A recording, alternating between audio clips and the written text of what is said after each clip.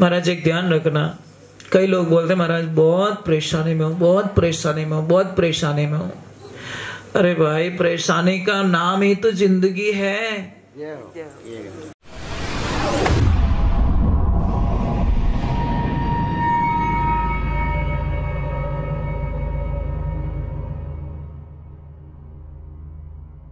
सोनू महाराज जी के भजन व प्रवचन सुनने के लिए चैनल को सब्सक्राइब करें, बेल आइकन को जरूर दबाएं, शेयर करें, कमेंट करें, लाइक तो जरूर करें। राधे राधे यार। देखिए कितनी सुंदर बात लिखी सुंदरदास जी महाराज। महाराज सतगुरु ने बलियारी बंधन काट किना, निज मुगता मारी सारी विपत निवारी। ये महाराज सतगुरु ने बलियारी।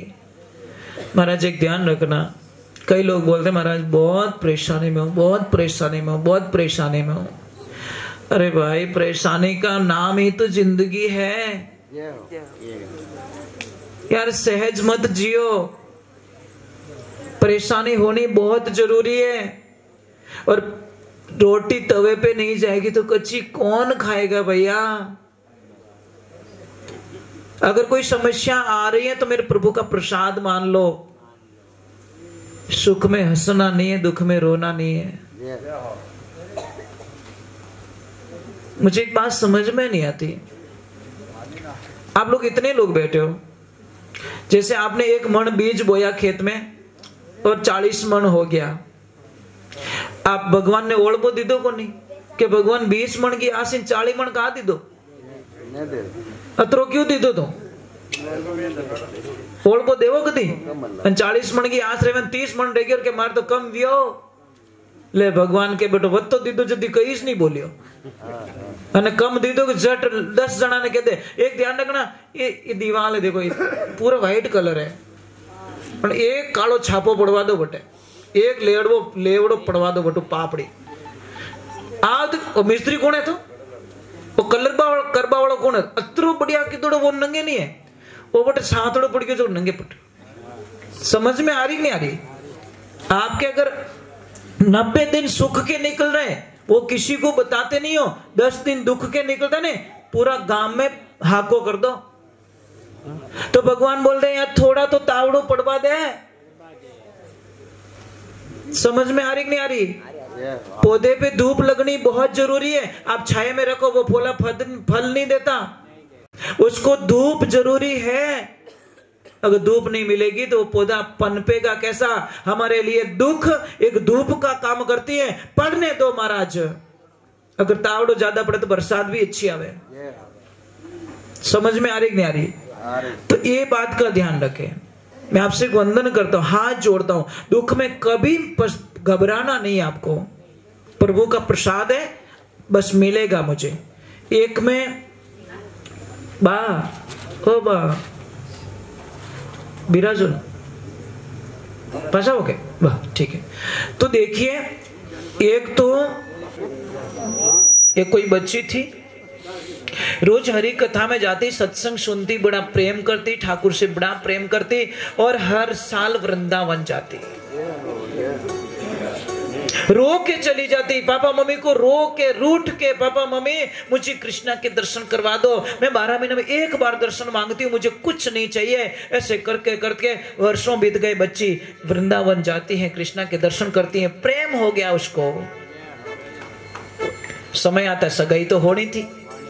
अब जैसे ही सगाई हुई, लड़का आया देखने के लिए, तो लड़के को एक शर्त रखी कि हे मैं आपको पति रूप में स्वीकार कर लूंगी, पर मेरी शर्त स्वीकार करनी पड़ेगी। मुझे धन नहीं चाहिए, मुझे दौलत नहीं चाहिए, मुझे अच्छे कपड़े नहीं चाहिए, मुझे अच्छा रहने का नहीं चाहिए, अच्छा खाने का नहीं चाहिए। मेरी एक शर्त है कि हर 12 महीने में एक बार मेरे कृष्णा के दर्शन जरूर करवा देना, मुझे दूसरा कुछ भी नहीं चाहिए।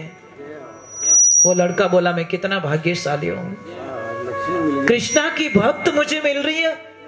अरे इसके पीछे मैं भी तो दर्शन करूंगा कम से कम। महाराज शादी हो गई, वो लड़का बहुत अच्छा था। 12 महीने होते ही बोलता लक्ष्मी जी चलो आपके कृष्णा के पास में। अब उम्र तो मैंने बोला कि आज घट गई, कल घट जाएगी, परसों घट जाएगी, ऐसे करते करते बूढ़ी हो गई। अब जाके बोली लल्ला अब मैं नहीं आ पाऊंगी, ये मेरा अंतिम बार है यहाँ पे आना है, परंतु एक काम कर तू ही मेरे साथ चल जाना। अब वहां से लल्ला को लिया और लाड प्यार लड़ा रही है, लेके आई बुढ़िया घर पे, झूला झुला रही है, प्रसाद जिमा रही है, लोरी सुना रही है, और जैसे बच्चे को सुलाते वैसे सुला, सो जा रहे, मुझे नींद आ रही, परेशान मत कर मुझे। अब उसकी बहू बेटे बहू ज्यादा पड़े थे, वो बोलते पागल, मेरी सासू माँ पागल हो गई, इस पत्र को बोलती खा ले, इस पत्र को बोलती सो जा, इस पत्र को बोलती भूख तो नहीं लगी, 10 बार पूछती है, क्रैक हो गई डोकरी। और कई लोगों ने बूढ़ा बूढ़ा पागलिश लगे। अरे पागल नहीं है बूढ़े, बूढ़े पागल नहीं है, उनका दिल सच्चा होता है, समझते नहीं हम बूढ़े लोगों को, बड़े अच्छे होते हैं, वो बहुत अच्छे लोग होते हैं, उनके मन को समझो यार, वो बच्चे बन गए। और डैड होशियार हो, वे डैड होशियार नहीं है, उनका दिल टाबरो जीव बन गया, वे टाबर करे जीव करे, अपने अच्छो नहीं लागे। उनका शरीर 80-90-100 साल का हो गया है, पर वापस अंदर एक बच्चा पैदा हो गया उनके अंदर। कई बूढ़े लोगों देखो टाबर यूज करे नहीं करे, जिद करे, नहीं जानो कटी जानो, ये रूठ के चले जाना, ये गुस्सा कर लेना, ये बच्चों का लक्षण वापस आ जाता है। पर अपवन कहीं समझो कि डोकरो जिद्दी ले गड़ो, 18 टाबर जिद करे जो ढाई को नहीं समझ में आ रही नहीं आ रही।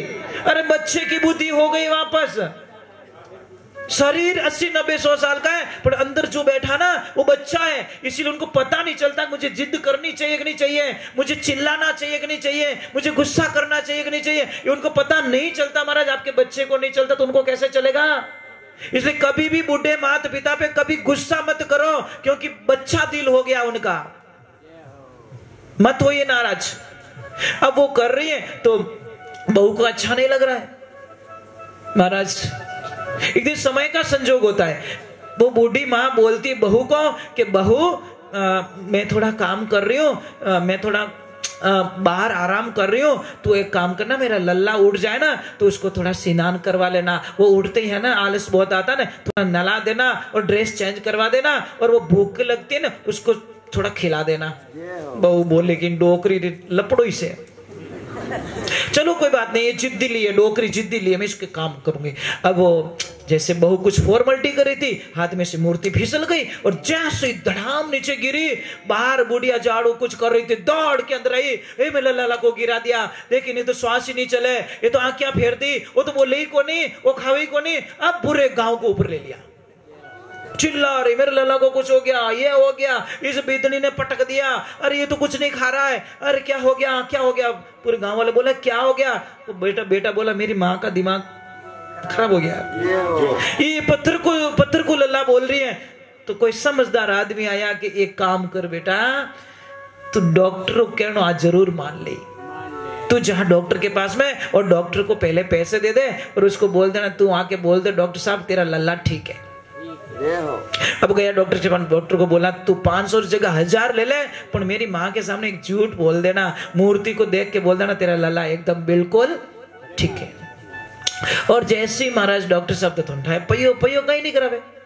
डॉक्टर साहब आए और आते ही बोले क्या हुआ माता जी? अरे डॉक्टर साहब देखो मेरे लल्ला को क्या हो गया, वो तो हाई भूल गो, अरे इन्हें बीतनी रो भलो रिचो पटक दियो इन्हें, इन टाबरी राकड़ी नहीं आवे, ये कैसी बहू है। ऐसे करके जैसे लिया, डॉक्टर ने हाथ में लिया और बोला माता जी आपका लल्ला बिल्कुल ठीक है। माता जी बोले उल्लू बना रहा मेरे को, मेरा लल्ला तो ठीक है, मतलब तू ठीक नहीं है। अरे मैं पढ़ी लिखी नहीं हूं, तू क्या हुआ, वो कान में मशीन डाल और चेक कर इसकी धड़कन आ रही कि नहीं आ रही।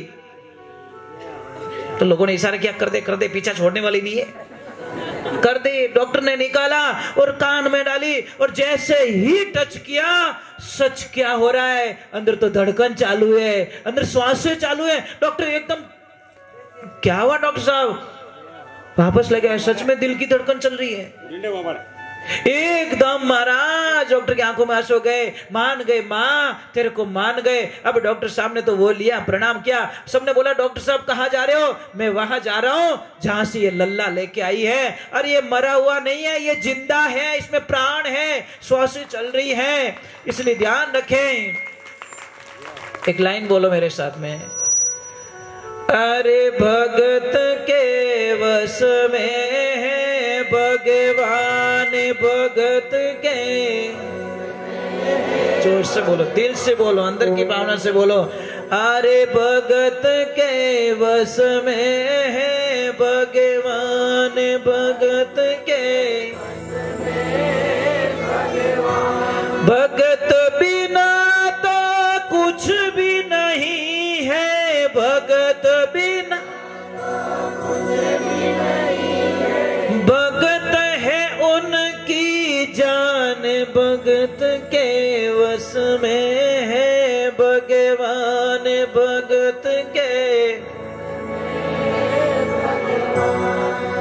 देखिए महाराज, जैसे आप अपने बच्चों से प्रेम करते हो ना, ऐसे वो भी हमसे प्रेम करते हैं।